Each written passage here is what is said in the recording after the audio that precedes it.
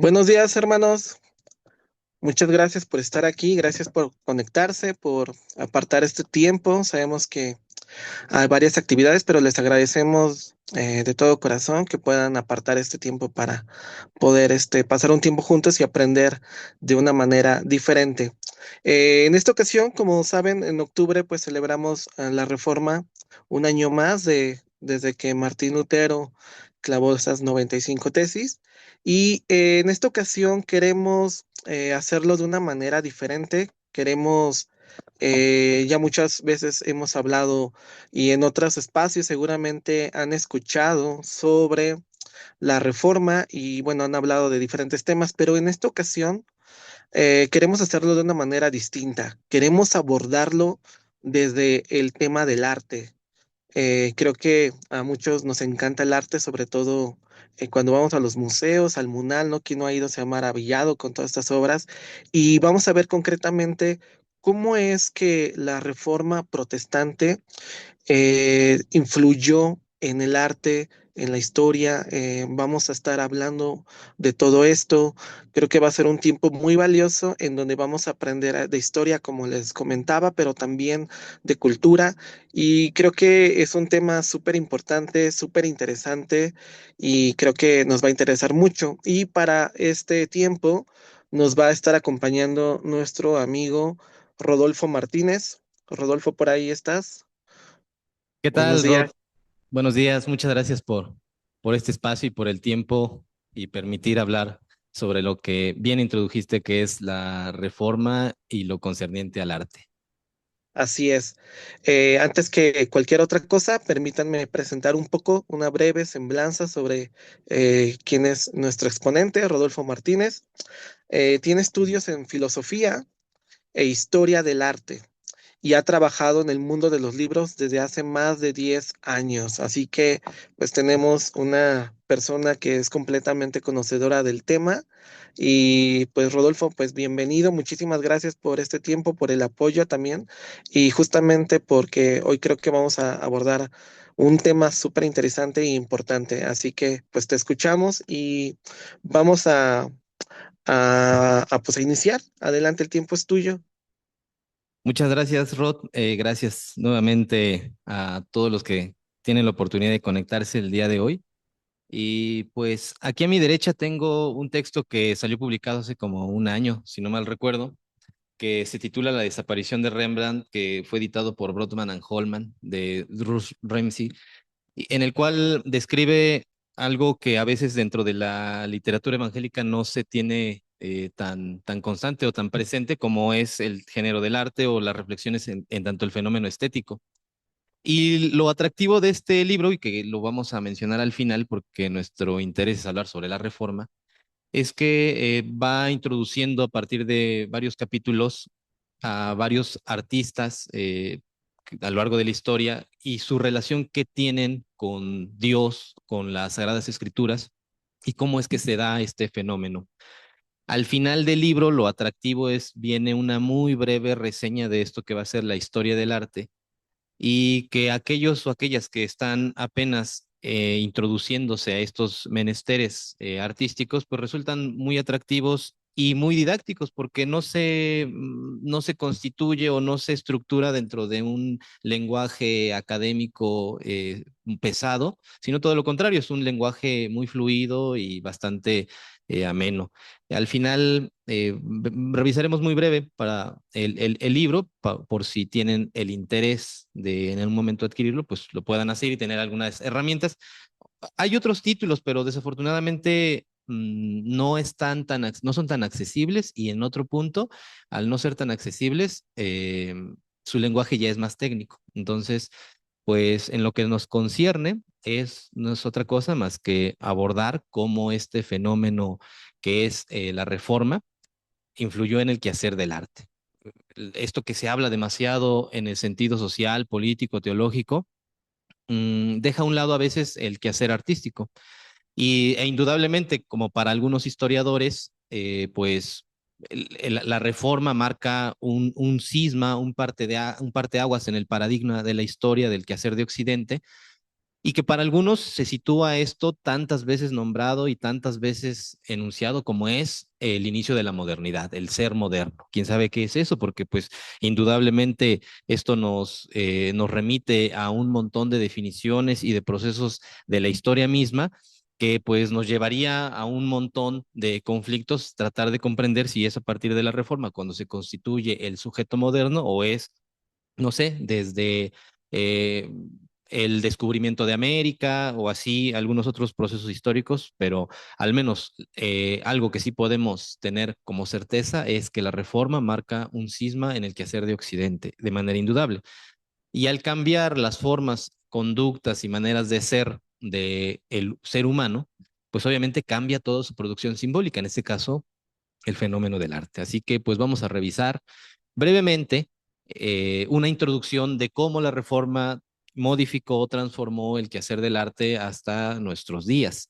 Es bien sabido, yo creo que por todos y todas que estamos aquí, que Martín Lutero pues publica sus tesis dentro de estas costumbres que tenían de ser visibles, el Facebook de la época, el publicar en en las puertas, en el espacio público, en el espacio de lo político, sus inconformidades. Entonces, en 1517, Lutero publica sus 95 tesis. Pero, ¿qué es lo que ocurría? Como siempre, es necesario partir del contexto histórico, social, para comprender qué había en ese fondo, para ver la manera en cómo la reforma influye en el arte. Estamos hablando del siglo XVI, el siglo que en el cual se conoce en la historia como el Renacimiento.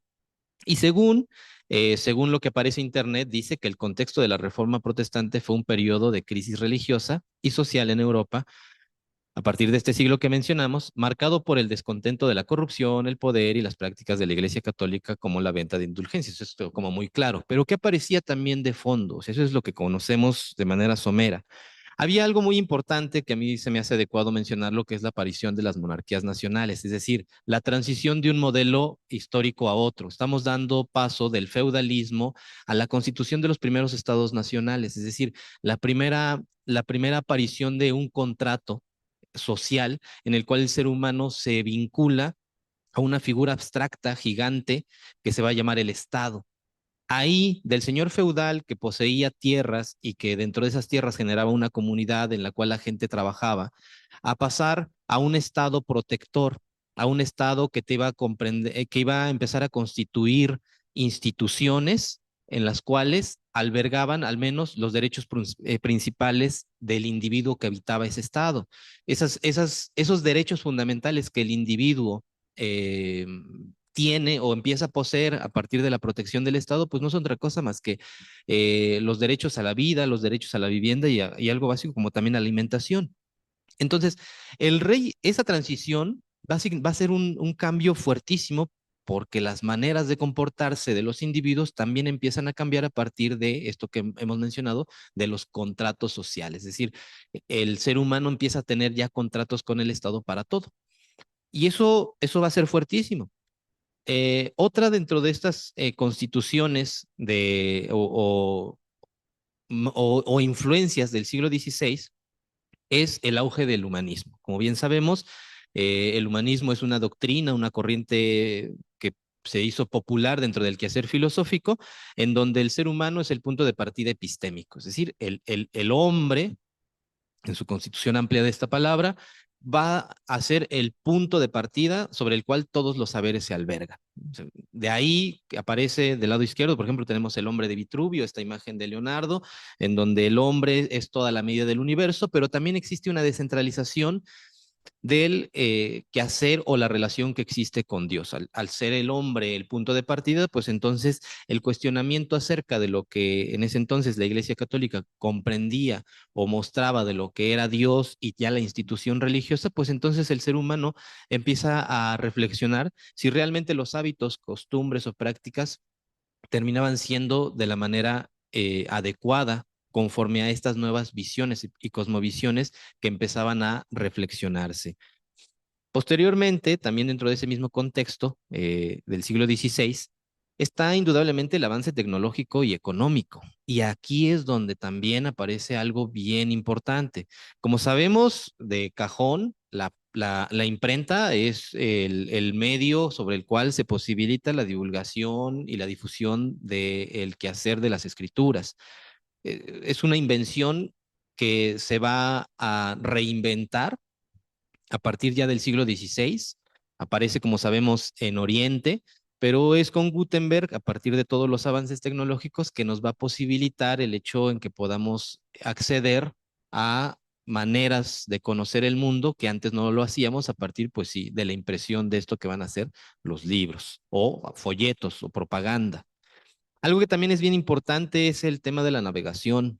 Con el descubrimiento de América, pues empieza a surgir algo que va a ser una especie de protocapitalismo, es decir, ya la tierra, que era lo que se explotaba en la Edad Media, era el punto de partida económico, pues en la medida en que la tierra deja de ser productiva o deja de ser lo suficientemente atractiva a nivel económico, es desplazada precisamente por todo el saqueo que empiezan a hacer en América Latina y por ende el comercio marítimo y las negociaciones que empiezan a surgir a partir de él van a resultar tremendamente relevantes. Es decir, empieza a surgir una economía de mercado que tampoco existía previo a el siglo XVI. Es decir, se empiezan a gestar, como podemos ver, cismas tremendamente fuertes. Una economía de mercado que nunca se había visto, en el cual se empiezan a comercializar y empiezan a surgir proto pequeños burgueses, proto capitalistas, proto un sistema de mercado. Empieza la divulgación y la difusión a partir del auge de la imprenta. El ser humano desplaza a lo que la Iglesia Católica comprendía como lo que era Dios, y el golpe más fuerte es en 1543, cuando a partir de Copérnico muestra que el ser humano, o mejor dicho, que la Tierra no es el centro del universo, sino que vivimos en un sistema heliocéntrico. Esas descentralizaciones hacen entonces que nos genere un paradigma nuevo, que nos entregue una manera de interpretar a la realidad ya cercano a esto que podemos llamar el ser moderno, como vuelvo a repetir, entre comillas, porque el ser moderno es una cosa súper compleja, pero se asemeja un poco ya a una transformación, a una mutación tremendamente fuerte.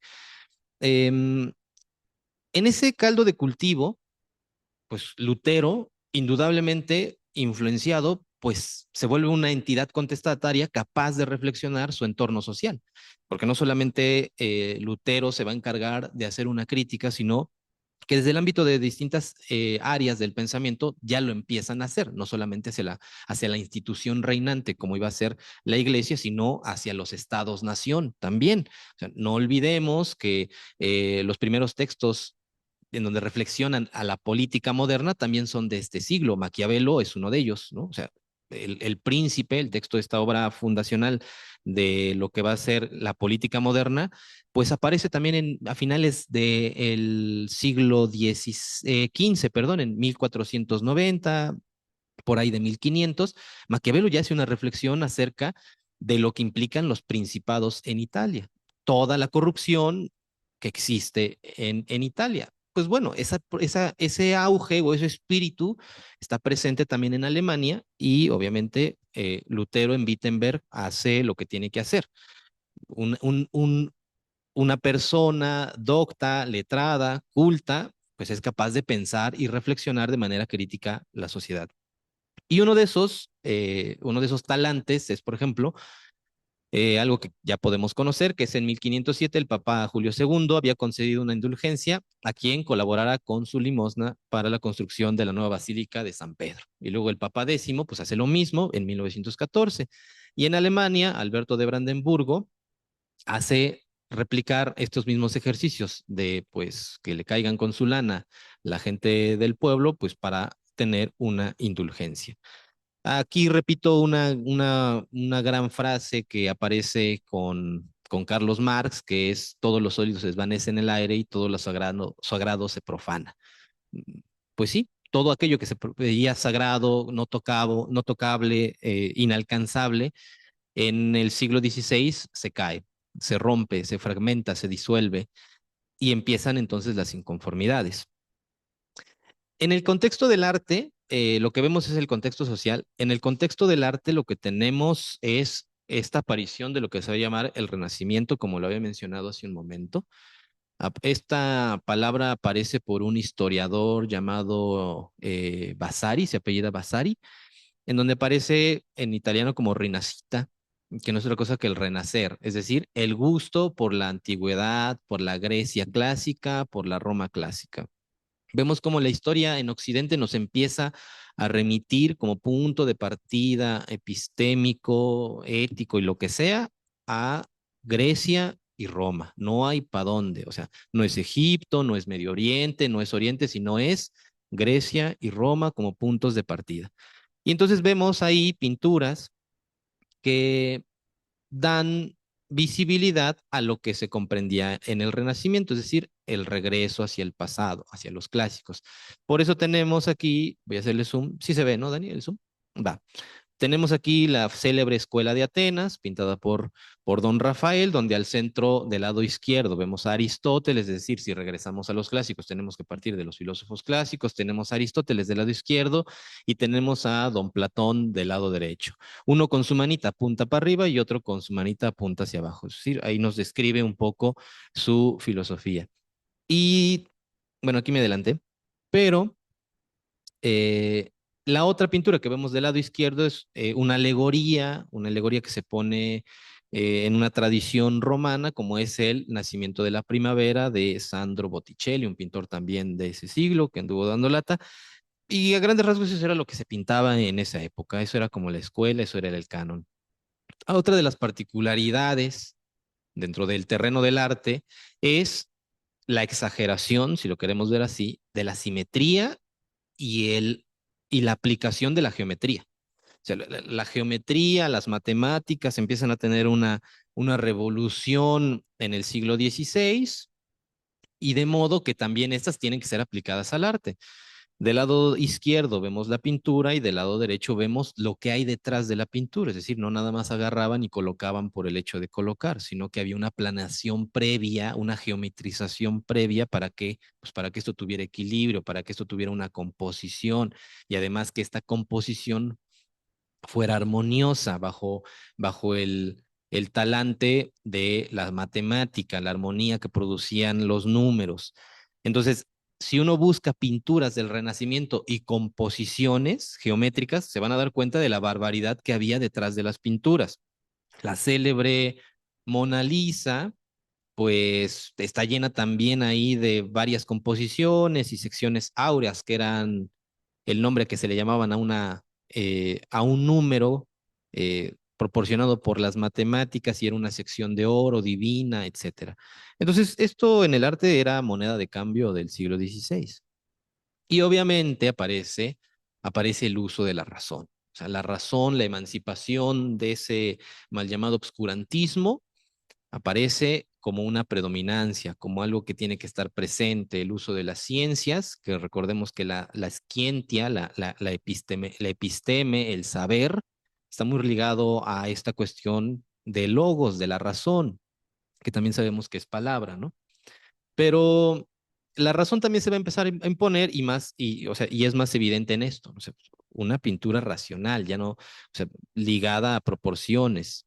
Entonces, cada uno de los elementos van a apuntar a una especie de desplazamiento de lo que implicaba el quehacer pedagógico de la enseñanza artística a un quehacer un poco más racional, más compositivo. O sea, no con esto quiero decir que se deja a un lado la práctica artística, perdón, la práctica de la reproducción bíblica. No, está presente, nada más que empieza a pensarse un poco más de cuál es esa función que tiene el representar una imagen con un pasaje bíblico.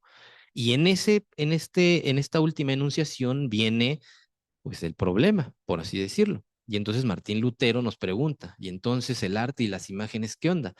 Recordemos este célebre versículo de Éxodo, donde dice, no te harás imagen ni ninguna semejanza de lo que está arriba en el cielo, ni abajo en la tierra, ni en las aguas debajo de la tierra. No te inclinarás a ellas ni las honrarás. Cuando Lutero hace su catecismo, tanto el mayor y el menor, aquí viene el tema de la confusión, ¿no? Ese es el célebre dilema de ¿Qué onda con las imágenes? ¿Son posibles? ¿No son posibles? ¿Qué onda con el tema de las artes? O sea, ¿tienen posibilidad o no? En su época, ¿cómo fue interpretado? Y en la actualidad, ¿cómo las aceptamos o no?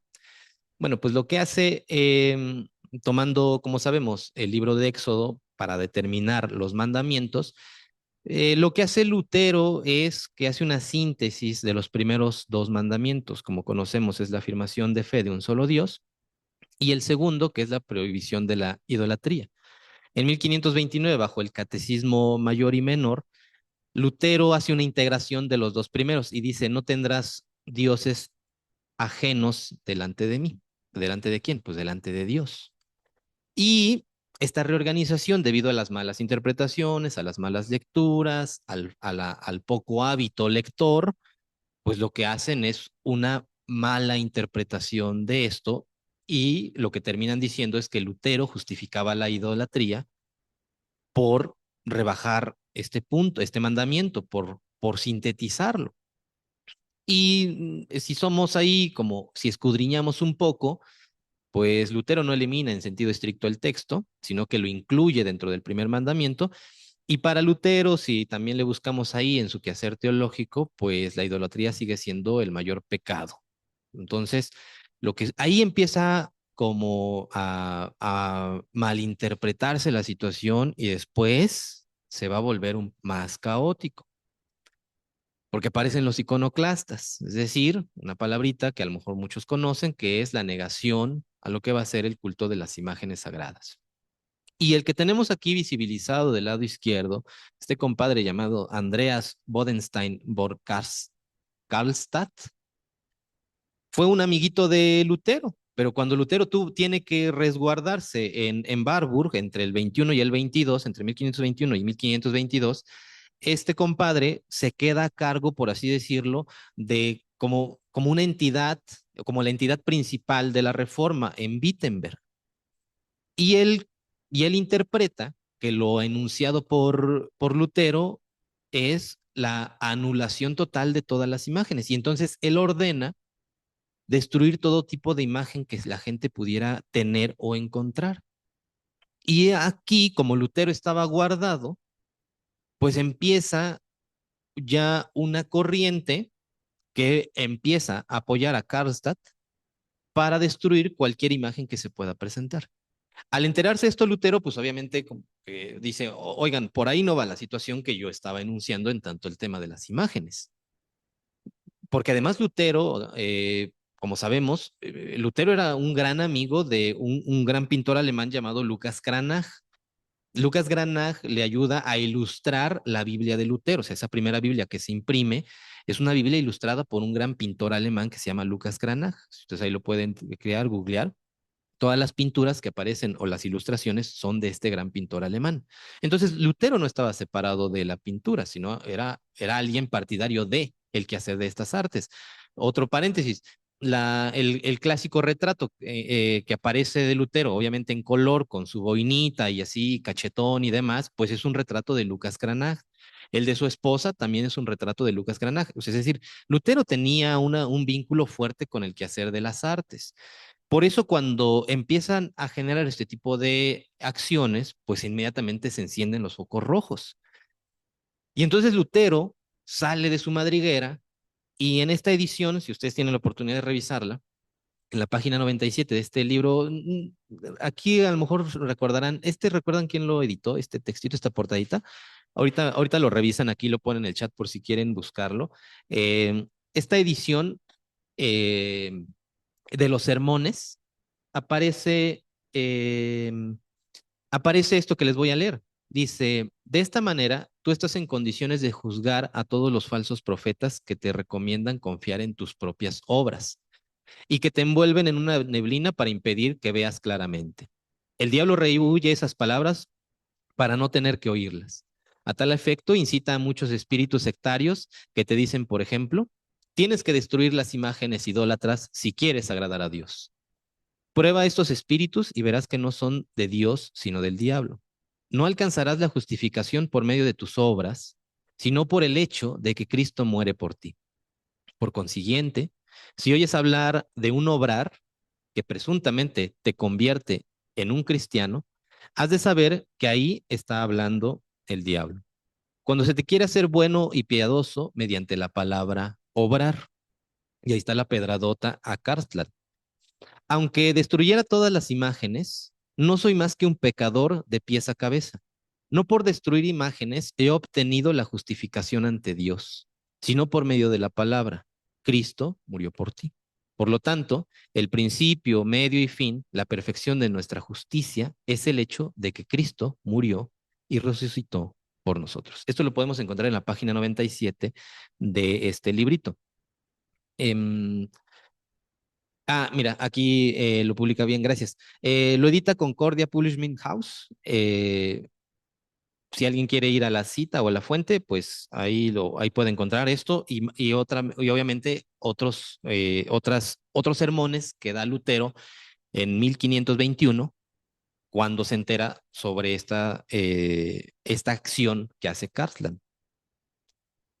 Y también en 1524, Lutero, preocupado por el tema de la educación, se da cuenta que el arte, o al menos la pintura, es un fenómeno pedagógico. Y entonces, eh, preocupado por cuál es la educación del pueblo alemán, escribe una carta titulada a los magistrados de todas las ciudades alemanas para que construyan y mantengan escuelas cristianas. Y dice, despreciamos las artes y lenguas que no para perjuicio, sino para mayor adorno, utilidad, honra y provecho, nos sirven tanto para entender las escrituras sagradas. Ahí estamos viendo que Lutero comprende que tanto las artes como las otras lenguas, las no oficiales, sirven también como herramientas para interpretar las sagradas escrituras. Y también aquí dice, para ejercer el gobierno secular. Y en cambio, no queremos renunciar a los productos extranjeros que no nos hacen falta ni nos sirven, sino que nos esquilman hasta los tuétanos. ¿No nos llaman con razón alemanes brutos y bestias? Les atiza fuerte ahí el señor Lutero. Pues bueno, Lutero deja ahí el asunto, pero ¿qué pasa de repente también con Calvino? ¿No? O sea, hemos escuchado que está también esta parte en donde Calvino llega a ser también un poco más radical. Pero si revisamos la institución de la religión cristiana en el libro 1, en el capítulo 12, parágrafo 12, me imagino, titulado Del arte de pintar y hacer estas esculturas, menciona, voy a leer brevemente para que no sea mucho texto esto. Sin embargo, dice, no llega mi escrúpulo a tanto que opine que no se puede permitir imagen alguna, más porque las artes de esculpir y pintar son dones de Dios. Pido el uso legítimo y puro de ambas artes, a fin de que lo que Dios ha concebido a los hombres para gloria suya y provecho nuestro, no solo no sea pervertido y mancillado abusando de ello, sino además para que no se convierta en daño nuestro, es decir, pues Calvino está diciendo que es adecuado hacer uso de estos dones que Dios nos ha dado sobre el tema de la pintura y la escultura, pero el tema es el abuso de ello sobre el daño que puede ocasionar, es decir, ya o sea, el malinterpretar o hacer un mal uso de eso representado. Así pues, me voy a saltar, dice, si no es lícito representar a Dios en forma visible, mucho menos lo será adorar tal imagen como si fuese Dios o adorar a Dios en ella. Según esto, solamente se puede pintar o esculpir imágenes de aquellas cosas que se pueden ver con los ojos. Por tanto, la majestad de Dios, lo cual el entendimiento humano no puede comprender, no sea corrompida con fantasmas que en nada se le parece. Eso es algo que dice Calvino en pues en esta obra fundamental, en donde no menciona nada acerca de una prohibición, sino únicamente el quehacer y el compromiso recto de no idolatrar, de no adorar y de no abusar el tema de la representación de las imágenes de Dios. Podemos decir, no prohíbo las artes en general, sino las imágenes en tanto se fabrican para representar a Dios o para rendirles culto. Y aquí viene el tema. ¿Qué dijo Calvino? Dice que quemes todo, ¿seguro? Obi. Entonces, en 1541 y en 1566 empieza este congal y las ordenanzas eclesiásticas de Ginebra, bajo la influencia de Calvino, llevaron a la retirada de imágenes y ornamentos de todos los templos. Y los edictos iconoclastas, ya desde ahí, en los Países Bajos, conocidos como Beldenstorm, donde las multitudes destruyeron imágenes religiosas inspiradas por parte de las lecturas extremas de la teología reformadas. Todas estas heredadas del señor Calvino, en donde podemos volver a ir al texto, nos dice que él no ve mal el tema de la pintura ni la escultura, sino lo que se hace, lo que se representa y cómo se actúa frente a estas imágenes. Eso es el tema. Pues después de esto, pues va a tener obviamente una influencia en el arte.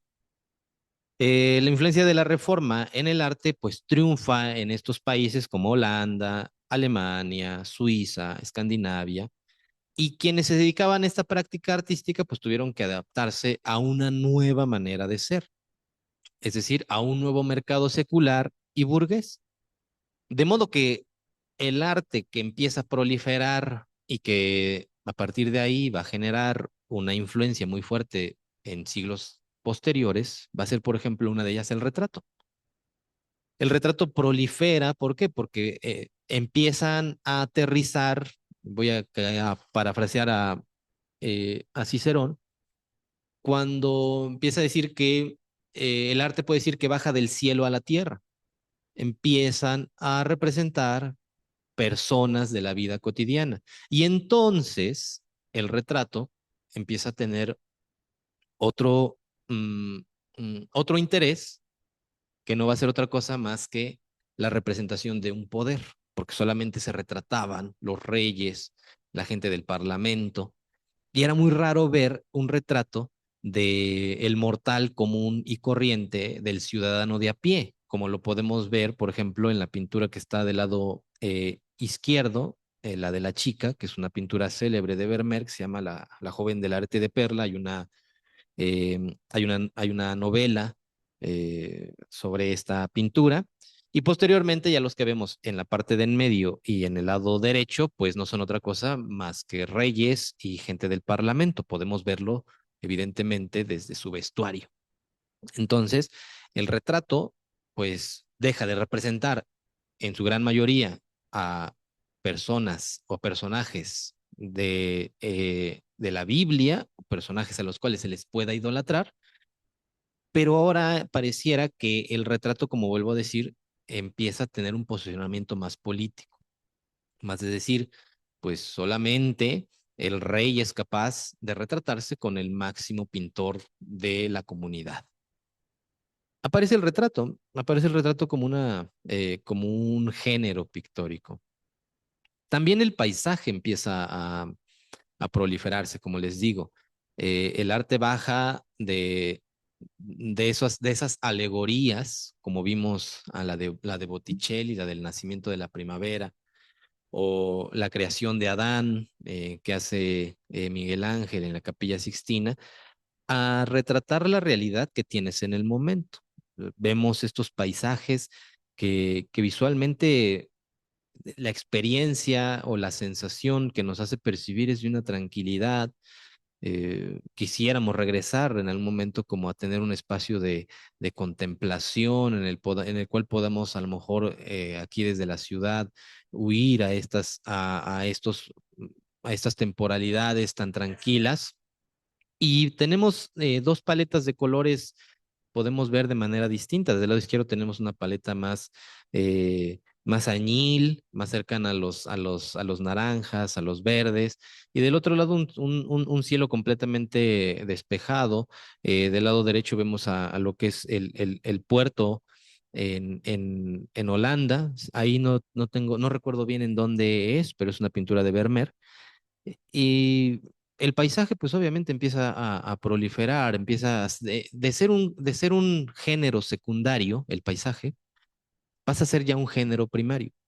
Mm, Muchas de las pinturas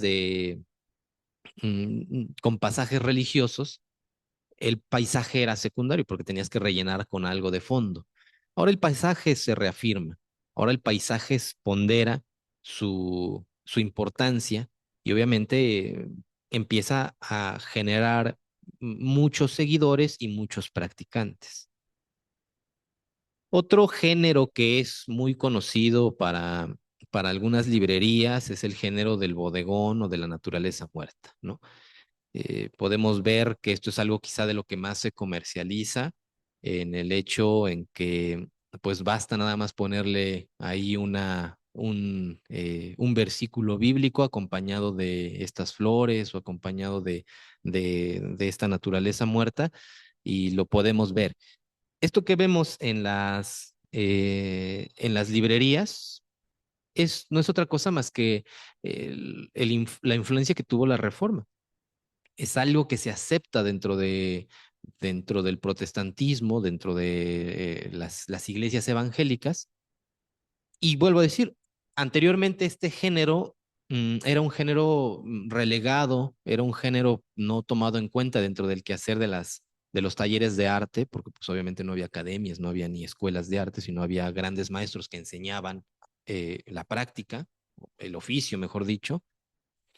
Y aprendías a dominar un poco esto y ya posteriormente ibas como a los grandes temas, que eran los grandes temas religiosos. Pero como hemos visto, a partir de el tema de la iconoclastía, a partir de la destrucción de imágenes, del riesgo de la adoración que pudiera ocurrir, pues aparecen estos géneros y este es el más consolidado o es el más arrastrado que podemos ver desde ese siglo. Y la naturaleza muerta, pues hay también de fondo la reflexión también hacia lo que implica el momento morti, ¿no? El memento morti, el momento de finitud. Hay muchas de estas naturalezas muertas que después estuvieron acompañadas de cráneos, porque eso implicaba la reflexión del desaparecer, de venir en un envase llamado un cuerpo orgánico que con el tiempo se va a descomponer, pero lo que trasciende es un alma, un espíritu que se encuentra presente. Este género lo vemos y lo vemos y es como, creo, a mi parecer, algo que se acepta por encima de esto, ¿no? Pero nos deja esta influencia de la reforma en este tipo de prácticas. Y obviamente lo que va a ser ya la pintura costumbrista, el retratar a personas, como les decía, personas de la tierra, personas dentro de sus trabajos, personas dentro de su quehacer cotidiano. Del lado derecho vemos una célebre pintura de Rembrandt, que pues sí, el autor o el título del libro este de Ramsing que les hablaba al inicio, la desaparición de Rembrandt. Vemos esta obra que se conoce como Ronda de Noche, que es una de las grandes obras de Rembrandt, en donde la guardia holandesa hacía recorridos no nocturnos, sino hacía recorridos, era como la Guardia Nacional de allá de Holanda. Y dentro de la técnica pictórica de Rembrandt, en estos claroscuros muy marcados, la decide hacer en la noche, y entonces por eso se llama ronda de noche, pero en realidad las rondas nocturnas de los guardias las hacían en la mañana, y eran personajes comunes y corrientes. Del lado derecho, del lado izquierdo vemos una pintura de Vermeer, ¿no? De que es una persona que se encargaba de atender las casas y vemos que está sencillamente sirviendo la leche y ahí y ahí vemos o observamos que tiene una serie de panes, vemos la iluminación también que está cuidada. Y esta pintura costumbrista pues se hace muy popular a raíz de, pues sí, ya no hay manera de producir o de pintar el quehacer de las Sagradas Escrituras, porque eso ya no es como bien visto de manera adecuada. Entonces regresemos a la cotidianidad. Se genera una estética de lo cotidiano, de lo inmediato, de lo terrenal. Entonces aparece, para regresar, la pintura costumbrista, aparece la naturaleza muerta como géneros, el paisaje y el retrato. Entonces, a partir de todo esto que surge con Lutero, la malinterpretación de Calvino, pues nos da estos cuatro géneros en la pintura que nos condicionan a un nuevo modo de ver en el fenómeno de las artes. ¿Qué podemos ir ya para ir cerrando? ¿Qué podemos concluir posiblemente? Pues se deja de idolatrar para comenzar a contemplar lo representado únicamente. O sea, no le estás, la propuesta al menos de Lutero va a ser, y también de Calvino, va a ser al menos contemplar lo representado, o sea, no más allá de lo que ves. No es eso signo de idolatría, sino nada más de ver y de observar.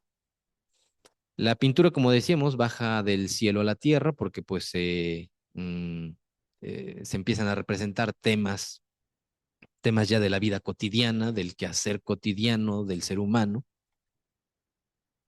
Y algo que es importante, o sea, se empieza ya ahí, pareciera dar un observar el arte por el arte mismo. O sea, no le agregues más, no le inventes más, sino lo que es únicamente eso que es. No te está diciendo otra cosa más que eso que es. Y lo sensible de aquello que uno percibe, esto es como bien importante, porque lo que nos hace sentir de eso que vemos, de la pintura o de la música, debe ser explicado ya ahora, no a partir del quehacer bíblico, sino tiene que ser explicado a partir de otra cosa. Y esa otra cosa va a evolucionar hasta 2 siglos después con el surgimiento dentro de la reflexión filosófica que no va a ser otra cosa más que la estética, es decir, la doctrina que se encarga de reflexionar en primera instancia lo bello, qué es lo bello. Y después eso se amplía para reflexionar lo que es lo sensible en todo aquello que se nos presenta. Y eso es como bien interesante porque estamos adelantándonos un montón de siglos, o sea, lo que se propone con la reforma protestante es que lo que percibas ahora tiene que ser explicado, no idolatrado, y tiene que ser explicado a partir de tu sensibilidad, de tu capacidad de percibir, pero también bajo tu capacidad de entender. Entonces, lo que vemos es nada más eso. O sea, no es algo más, sino es una práctica, un oficio, un don y no más. Nada más eso. De ahí, pues obviamente, desafortunadamente, algunos interpretaron otras cosas y como Karsland, pues mandó a quitar, a quemar y a destruir cualquier imagen que estuviera en los templos o en las iglesias. Y ya para concluir, ¿cómo esto influye en siglos más adelante? Pues lo que les decía, pues aparece de manera indirecta en esto. O sea, aparece ya en las pinturas, por ejemplo, la de Van Gogh, que es la de en medio, la de Edward Munch, o hasta la pintura abstracta de Pollock que vemos del lado derecho, en donde esos, esos postulados que se enuncian de analizar únicamente eso y de no cargarla de otra cosa, ya se manifiestan a partir del siglo XX o finales del siglo XX. Perdón, finales del XIX, principios del siglo XX. Entonces, estos postulados que la reforma nos deja influyen tremendamente ya en el quehacer moderno de las artes, es decir, 1517, 1521, eh, que estos compadres nos dejan sus interpretaciones de cómo debemos de acercarnos a las imágenes. Esos postulados, si indagamos en ellos, nos vamos a dar cuenta que yace una simiente que van a ser los presupuestos que a finales del 19 y principios del 20 se van a aplicar al arte por el arte mismo, con lo que se va a llamar como el fenómeno de vanguardias. Y bueno, pues em, por mi parte, creo que sería todo en esta breve introducción. Mm, Como les digo, si les interesa leer un poquito más sobre la vida de algunos artistas, su relación que tiene el arte con Dios, con lo bueno, lo verdadero y lo bello, pues revísense el texto de La desaparición de Rembrandt de Ruth Ramsey. Además, es una edición bonita porque viene en pastadura. Al final, como les digo, al final viene como un acercamiento a lo que es del arte. O sea, si alguien no ha tenido la oportunidad de repente de ir a algún museo, aquí de repente dice, ¿cómo ir a un museo? Y así te viene como en 2 páginas. Y luego lo más interesante, en el apéndice 3 dice, un panorama general del arte occidental, del Renacimiento a la modernidad. Y ahí viene unas breves hojas de lo que es la historia del arte, para que pues ahora con el tema de que podemos tener imágenes de manera muy rápida, podamos ir leyendo y ir diciendo, ah, ¿quién fue Jan van Eyck? ¿Cuál fue ese de la crucifixión y el juicio final? Ah, pues lo voy a buscar. Entonces, em, es un gran texto introductorio, como les digo, es un gran texto introductorio y y ya con esto termino, el primer capítulo del libro de Ramsey aborda lo bueno, lo verdadero y lo bello, que obviamente nos vinculan con Dios, porque Dios posee esos tres trascendentales. Y en esa reflexión nos damos cuenta también que, voy a repetir esto, que cuando Dios en Génesis crea el mundo, Dios tiene un quehacer sensible y estético cuando dice, y vio Dios que era bueno. Entonces Dios observa su creación y le agrada porque es bella y es buena.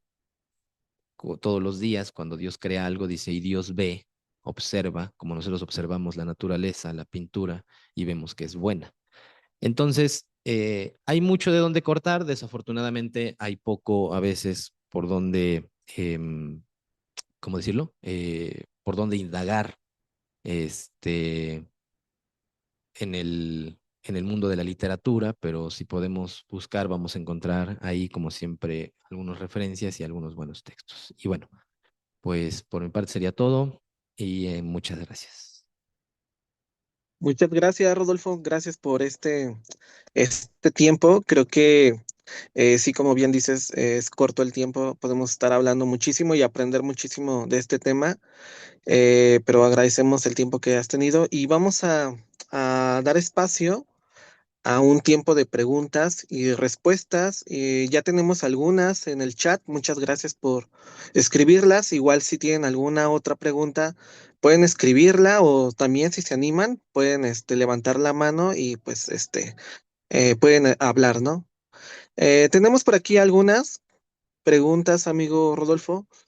Claro. Isaac Contreras nos pregunta, dice, la figura de Jesús siempre ha sido representado. ¿En este periodo hubo algún cambio o desde la perspectiva de la reforma ya no debe ser utilizada? Claro, gracias, sí. Fíjense que con las representaciones que hacen de Jesús es bien particular porque antes de lo que va a ser la Reforma y un poquito por ese siglo ya XVI, siglo XVII, antes la figura de Jesús era una figura de Jesús que no sufría. O sea, si vemos las representaciones, las primeras representaciones por ahí del siglo XII, siglo XIII, es un Jesús que no sufre, es un Jesús que está en la cruz, pero es un Jesús tranquilo. Y posteriormente a las interpretaciones que se les van a dar a los textos religiosos, a la Biblia y a la difusión que esta va a tener, la representación que empieza a tener Jesús es ya de un Jesús doliente, un Jesús que padece en la cruz. Obviamente esto desde el ámbito no protestante. Mucha de esta influencia que tenemos de cómo se ha representado a Jesús es a partir de la representación que algunos pintores hicieron para la Iglesia Católica. Es la imagen, por así decirlo, que tenemos. Y lo particular es que, pues sí, en la Reforma se le deja de ocupar, pero cuando aparece en el ámbito católico después de la Reforma, con la Contrarreforma, aparece un Jesús ya con un gesto doliente, aparece un Jesús que padece. Y como lo vuelvo a decir, a diferencia de los siglos anteriores, del siglo XIV, siglo XIII, es un Jesús, es un Jesús pleno, tranquilo, sereno en la cruz. Eso podría responder. Muchas gracias. Vamos a ver otra pregunta. Daniel López dice, ¿cómo respondió el arte católico de la contrarreforma al silencio visual protestante? Sí, gracias.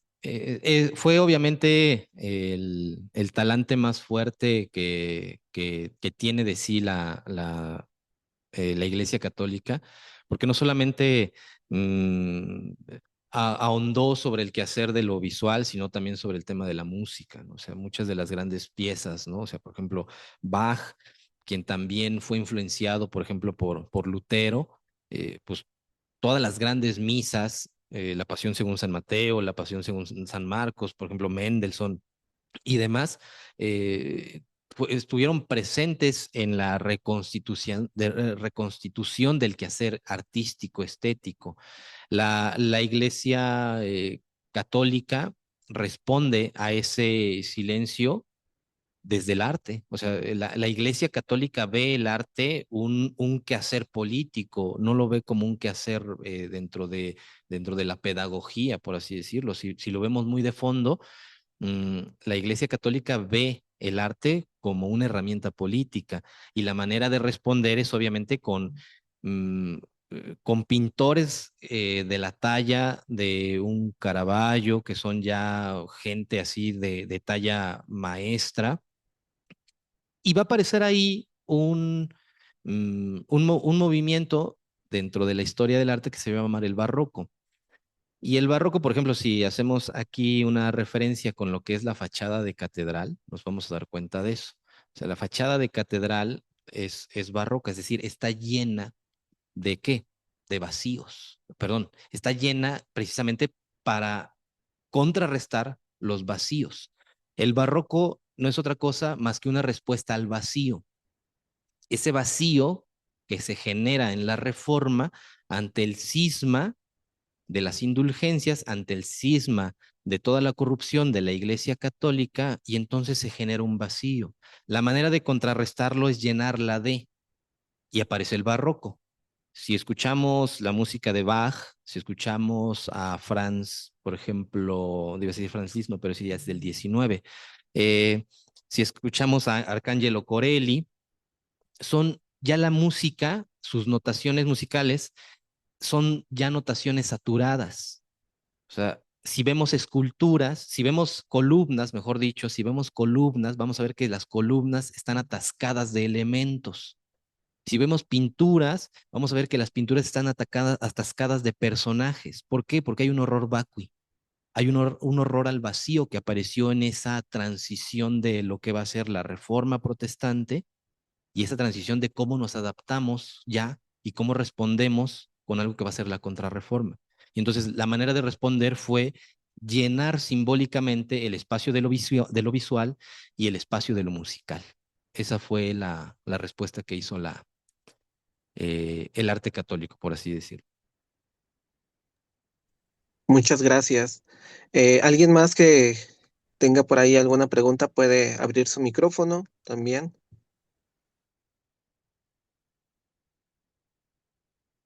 En lo que se animan, yo tengo dos preguntas, a ver si se pueden responder. Sé que pues quizás puede ser un poco extenso, pero por lo que decías en toda nuestra eh, conversatorio que tenemos contigo, ¿dirías que el rechazo a ciertas expresiones artísticas fue una protección necesaria contra la idolatría o también pudo empobrecer la experiencia estética dentro de la iglesia? Híjole, ese es compleja y también en el sentido en que todo rechazo de lo simbólico implica un alejamiento de la realidad. Es decir, al momento en que se privan de imágenes, se priva de algo que es fundamental, que es la contemplación. O sea, hay varios libros en donde podemos remitirnos en el hecho en que uno de los acercamientos que podemos tener de manera más sana y natural con Dios es la contemplación, o sea, el aislarse, el percibir únicamente a partir de nuestra capacidad sensible, el retirar las imágenes, el retirar, sí, formalmente las imágenes, limitó la manera en la cual el creyente podía acercarse desde otra manera a comprender a Dios. Esa limitación nos hace arrastrar una tradición que desafortunadamente nos perdemos de muchas maneras de acercarnos al mundo por el hecho de no aprender a observar, de no aprender a contemplar. Se sustituye esto por el tema de la música. Sí, ahí aprendes a escuchar, pero en un mundo en donde partimos casi gran parte de nuestro entendimiento por la vista, por lo que vemos, por lo que observamos, Se limitan algunas condiciones, se limitan algunas posibilidades y de esa manera, la manera en la cual se comprende o se acerca al mundo, reduce y limita el quehacer de aquel que tiene un acercamiento hacia cierto tipo hacia cierto tipo de imágenes, que como volvemos a decir, no es que las prohibieran en un sentido estricto, sino más bien era el uso que se le estaba dando a esas imágenes, un uso adicional, como también se le puede dar un uso político, como también se le puede dar un uso pedagógico, o ya también en esto una idolatría, que no estamos ajenos a nada que nos genere una idolatría, porque también podemos generar idolatría a partir de otros objetos, no necesariamente a partir de imágenes o de fenómenos artísticos. Pero lo que existía en ese momento eran imágenes. Y entonces, pues, lo que había que condenar eran las imágenes. Pero yo sí considero que se pierde demasiado porque limitas una manera en la cual tú te acercas al mundo y como la conciencia va al mundo, pues cuando uno interpreta esa realidad, pues tiene menos asideros para hacer una interpretación de la realidad. Ok, muchas gracias. La última pregunta. Igual, como repito, si alguien igual tiene alguna otra pregunta, puede levantar la mano.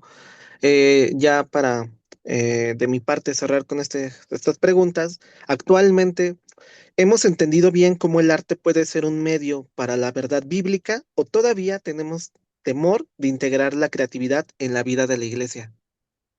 Pues desde mi percepción, yo considero que hay todavía un distanciamiento.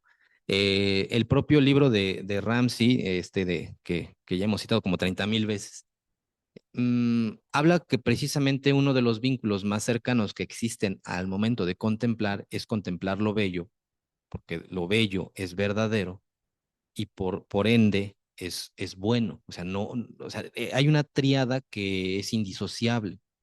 Eh, Todo aquello que tú ves que es bello, que es verdadero, es bueno y es bello. Eh, un ejemplo así rápido sería, por ejemplo, en la sociedad o en la calle, cuando uno ve que hace un acto voluntarioso de ayudar a alguien, de apoyar algo por el propio hecho que lo necesita, eso es un acto bello que, que difícilmente se puede volver a repetir. Alguien que preste ayuda sin necesidad de estar condicionado a obtener un beneficio y que tú lo ves en la calle que lo haces desinteresadamente, eso es un acto bello. Por ende, es bueno y por lo tanto es verdadero. Esa tríada no se rompe jamás. Esa tríada es un trascendental de Dios. Y este alejamiento que se tiene en algunas iglesias, pues yo creo que en algún momento tiende a perjudicar, porque el vínculo que se genera estético, contemplativo, es un vínculo que uno de manera sincera y voluntariosa tiene con Dios.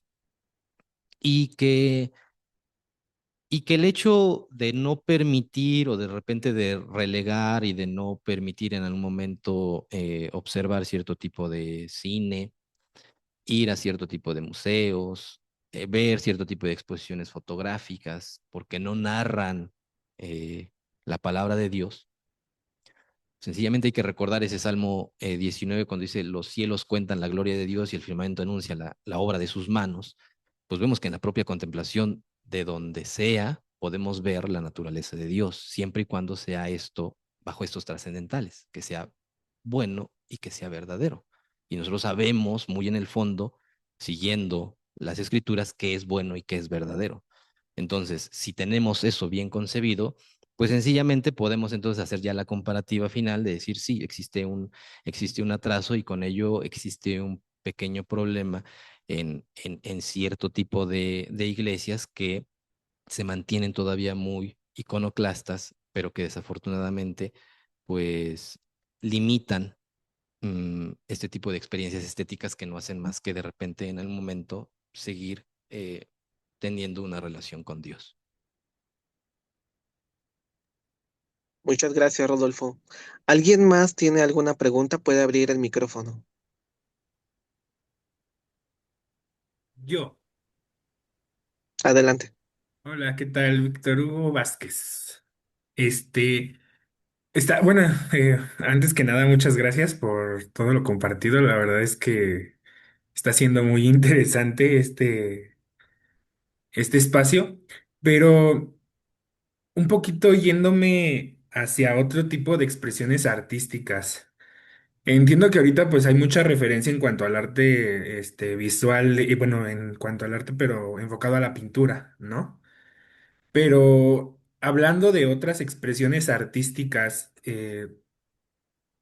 como el cine, bueno, la música no tanto, específicamente en el cine, ¿hay alguna limitante que tú pudieras decirnos que existe? ¿Por qué lo comento? Porque últimamente yo he encontrado pues mucho material, que igual sigo como meditando o cuestionando un poco en cuanto al género de terror o el género un poquito más, eh, yéndonos un poquito más hacia a ese punto, ¿no? Lo dramático, lo que genera suspenso, lo que genera miedo, ¿no? Eh, Ahí no sé si existan algunos referentes, por ejemplo, en la pintura, ¿no? Que hayan plasmado este tipo de horror y que de alguna manera sirvió para pues, edificar tal vez la conciencia de la iglesia en cuanto a esto, tanto lo celestial, pues como el otro ramo que es pues pues lo demoníaco, si se podría decir de alguna manera. Entonces no sé si Mm. nos pudieras compartir algo respecto a esto. Sí, gracias, Víctor. Ahí estaríamos ahondando en lo que se comprenden como las categorías estéticas, es decir, eh, bien tú lo ilustras, ¿no? O sea, yo nada más mencioné aquí la principal, que es lo bello, pero de lo bello se van, ¿no?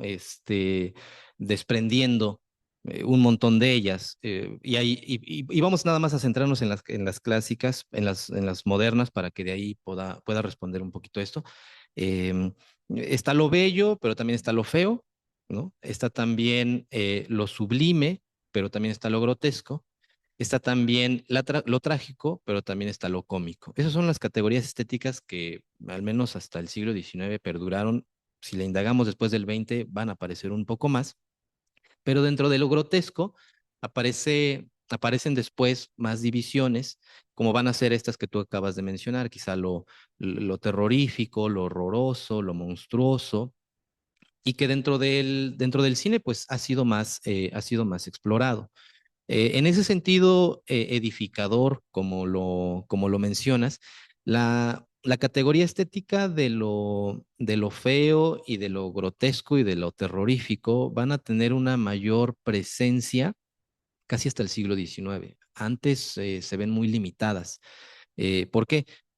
Porque la comprensión del arte hasta todavía, que será hasta quizá el 17, el 18, todo, no, 18, 19, todavía tenía una función de que la mayor preponderancia del arte es que sea bello. De ahí que las reflexiones filosóficas o estéticas es que reflexionaran hacia lo bello.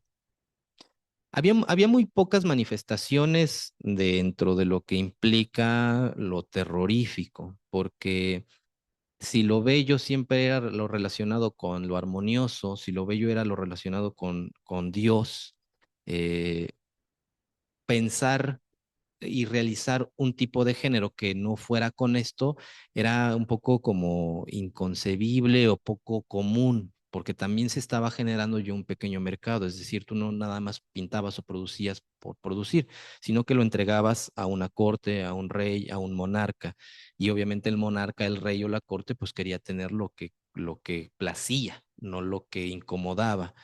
Entonces, comprender este tipo de obras que en un sentido edificador se vuelve complejo. Hay más residuos, hay, mejor dicho, hay más indicios en el quehacer literario, a partir, por ejemplo, del propio La Divina Comedia de Dante.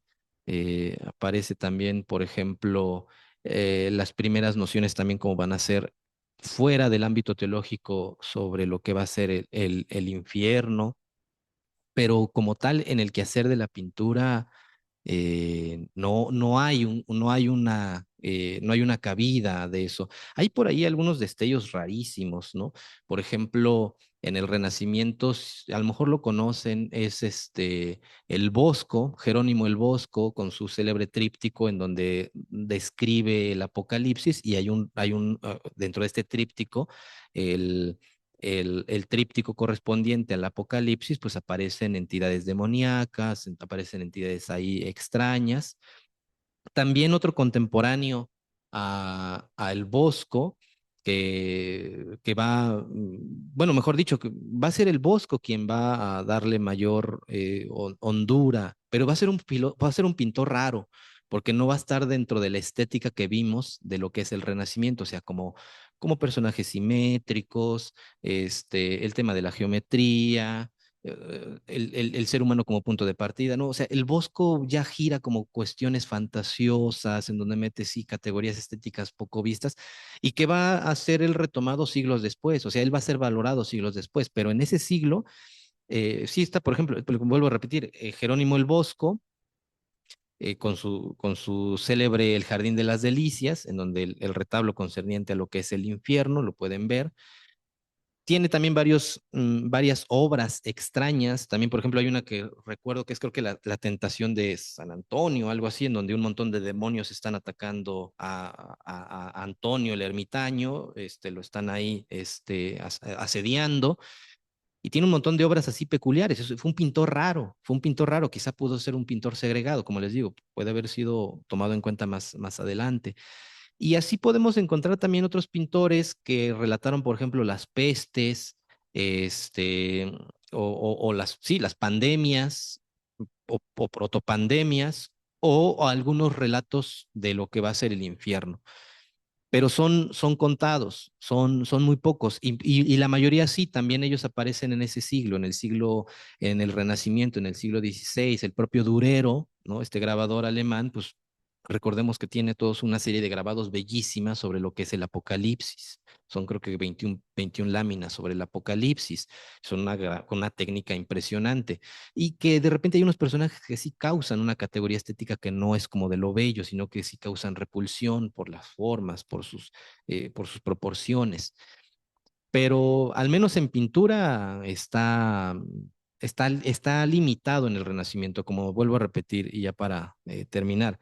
Esto va a ser más abordado en el siglo XIX, ya en donde el monstruo con Frankenstein, no sé si lo vamos a la literatura, con los primeros relatos de lo que va a ser los hombres lobo u otras cosas así ya de lo monstruoso, pero ya no tienden tanto a esta cuestión edificadora, sino que aparecen ahí ya como mitos de la sociedad, como este desenvolvimiento propio que tiene el ser humano ante lo monstruoso.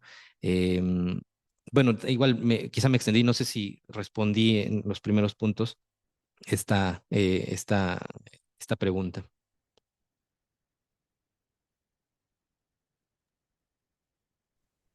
Muchas gracias, Rodolfo.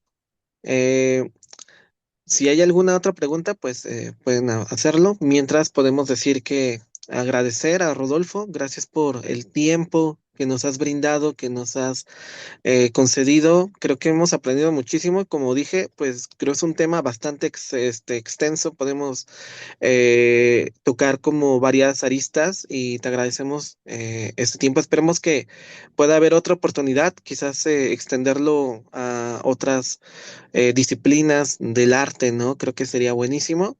Y muchísimas gracias. También por ahí nos hicieron favor de compartirles el enlace del libro. Ya lo tenemos disponible en Gracia Abundante Librería.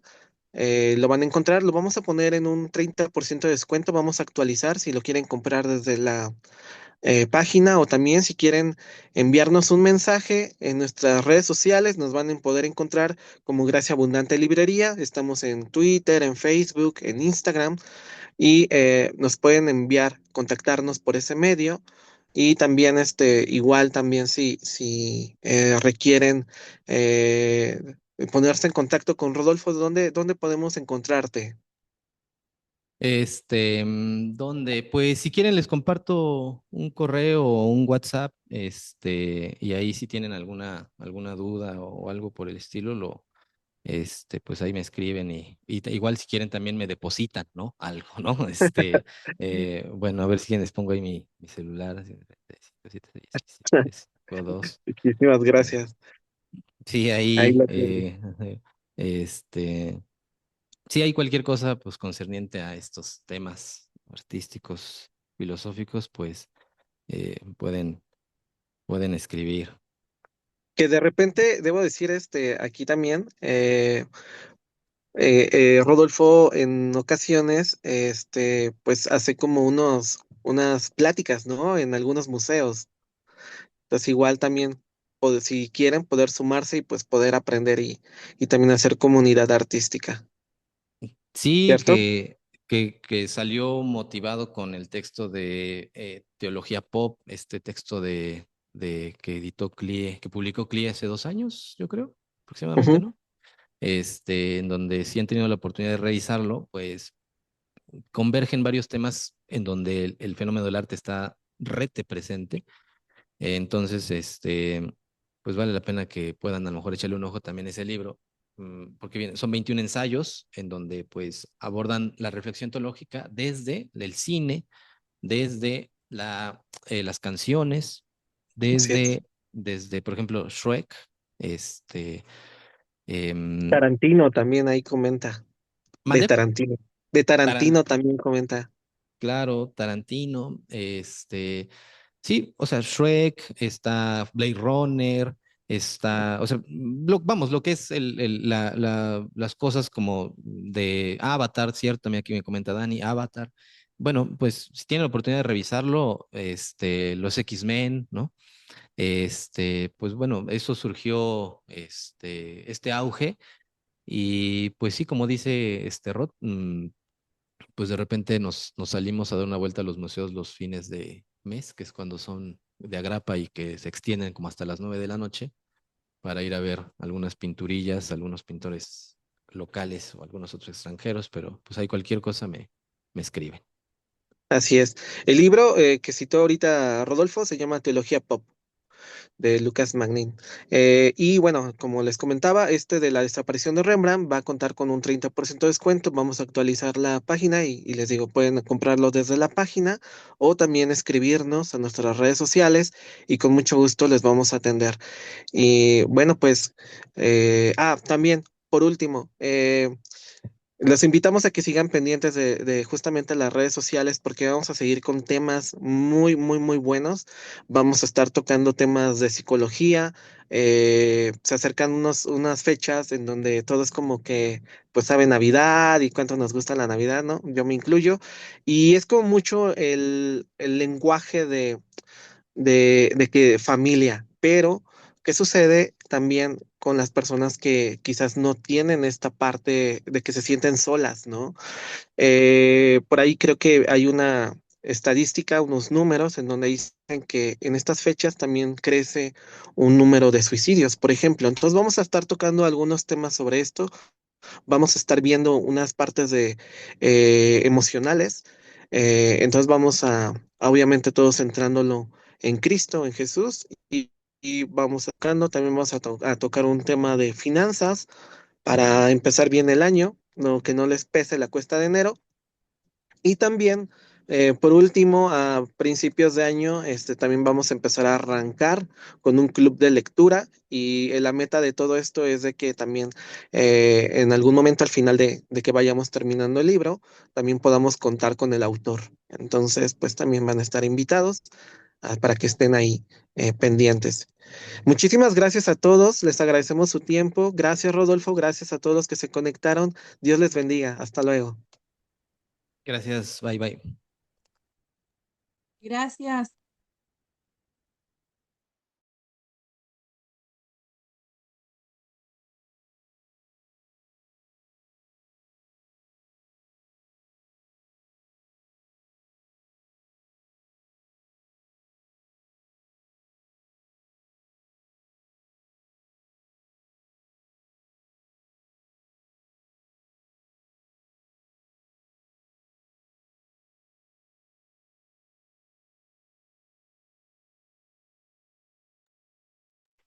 Ok. Vientos, Rod. Gracias, amigo. Muchísimas gracias por tu apoyo, sobre todo. Y no sé qué pasó con la computadora que no pude entrar. Pero bueno, muchas gracias, de verdad les aprecio mucho. Y ¿cómo te sentiste o qué opinas? ¿Qué piensas? Bien, pues también gracias al Dani, también aquí anda, colocó todo el Gracias, Dani. equipo desde la mañana. Dice que una lana. Sí, sí, sí. Nada más dime de cuánto y ya. Ah, caray, o sea, mira, nada más cállate, ¿no? Eh, lo que decía Dani que te escribiera que se propusiera un club de lectura con el libro. Ah, ok. Te lo escribí a tu Ah, WhatsApp. pues es que yo entendí que el club de lectura, o sea, de lo que tengo así como proyectado como para hacer ya cada mes, yo entendí esa parte. Dije, ah, bueno, pues sí, tienes razón. Pues No, no te entendí. sí, por eso ahí te puse, lanza que puedes hacer un club de lectura, pero, Ah, ok.